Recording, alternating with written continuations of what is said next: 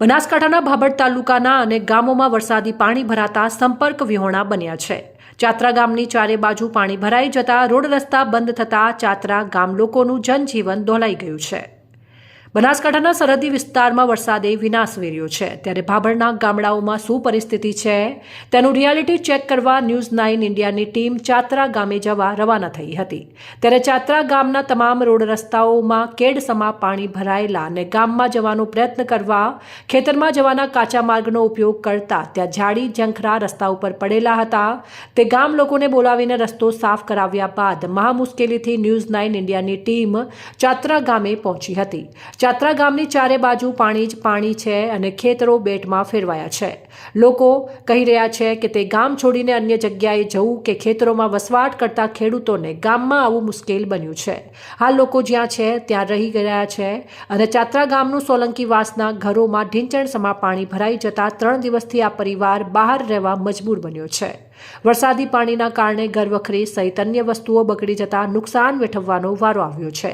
ચાત્રા ગામમાં ફરવું મુશ્કેલ છે। ગામમાં વરસાદી પાણી સાથે ગંદુ પાણી ભરાતા ચામડીના રોગ થવાની ગામ લોકોને ભીતિ સેવાઈ રહી છે।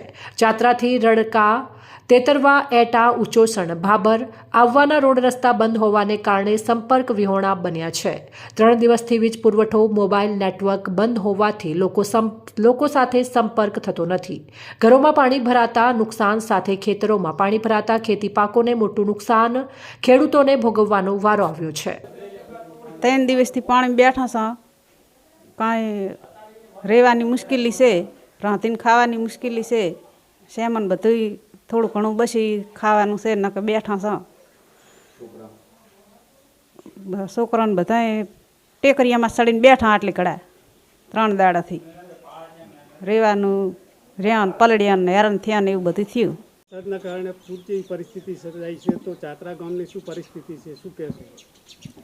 મારું નામ વશરામજી ઠાકોર, ચાત્રા ગ્રામ પંચાયત સરપંચ શ્રી।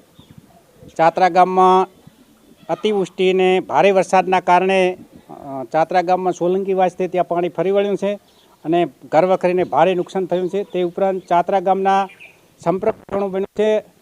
મીડિયાવાળા પણ ત્યાં એક કાચા રસ્તામાં મહા મુસીબતે આવી પહોંચ્યા, તે બદલ તમારો આભાર માનું છું। પણ રસ્તાઓ જે અહીંથી રડકા હોય, ભાભર જવાનો રસ્તો હોય કે તેતરવા કે ઉચોસણ, એમ 4 બાજુથી જોડાયેલા ગામને ચારેય બાજુ રસ્તાઓ બંધ છે। ગામમાં 3-4 દિવસથી વીજળી પણ બંધ છે, એટલે ગામની હાલાકી ભારે મુશ્કેલી છે। ડેરી પણ બંધ છે અને ગામની શાળા પણ બંધ છે।